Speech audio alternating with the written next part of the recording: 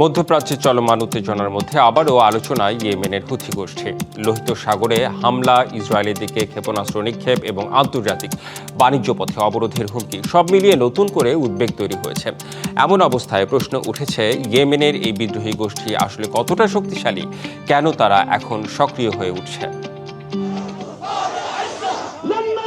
গগনবিদারী slogan আর হাতে আধুনিক মারণাস্ত্র।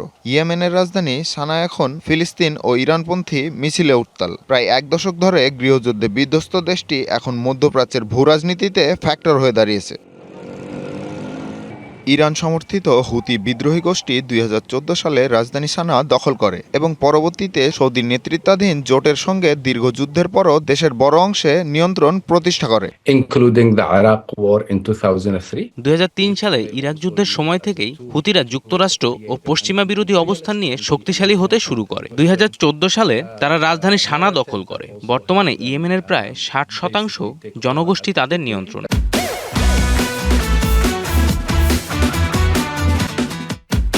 Governorate of Saada. হুতিদের আসল শক্তি তাদের ভৌগোলিক অবস্থান। লোহিত সাগরের প্রবেশদ্বার বাবেল মানদেব প্রণালীর নিয়ন্ত্রণ এখন তাদের হাতে। 2023 সালের অক্টোবর থেকে গাজা যুদ্ধের প্রতিবাদে একের পর এক বাণিজ্যিক জাহাজে হামলা চালিয়ে বিশ্ব বাণিজ্যকে স্থবির করে দিয়েছে তারা। এমনকি যুক্তরাষ্ট্র ও ইউরোপীয় জোটের পাল্টা হামলাও দমাতে পারেনি তাদের। লেবাননের হেজবুল্লাহ বা ইরাকি মিলিশিয়াদের মতো হুতিরা ইরানের দ্বারা সরাসরি নিয়ন্ত্রণাধীন নয়, বরং তাদের রয়েছে নিজস্ব রাজনৈতিক এজেন্ডা। তবে বিশ্লেষকরা বলছেন, দীর্ঘ 20 থেকে 30 বছরের ইরানি সাহায্যের ঋণ শোধ করতেই এবার সরাসরি ইসরায়েলি ভূখণ্ডে হামলা শুরু করেছে গোষ্ঠীটি। যদিও হুতিরা বলছে আদর্শিক কারণেই ইসরায়েলের বিরুদ্ধে হামলা চালাচ্ছে তারা।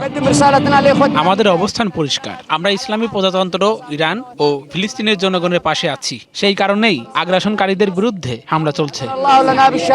হুতিদের ভান্ডারে এখন রয়েছে হাইপারসোনিক মিসাইল ফিলিস্তিন 2 এবং অত্যাধুনিক ড্রোন। ইরান থেকে যন্ত্রাংশ পাচার হয়ে আসলেও বর্তমানে ইয়েমেনের ভেতরেই তারা গড়ে তুলেছে বড় বড় অস্ত্র কারখানা।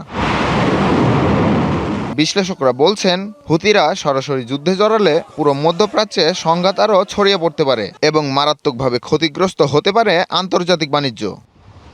সামিউল ইসলাম, ডিবিসি নিউজ ডেস্ক।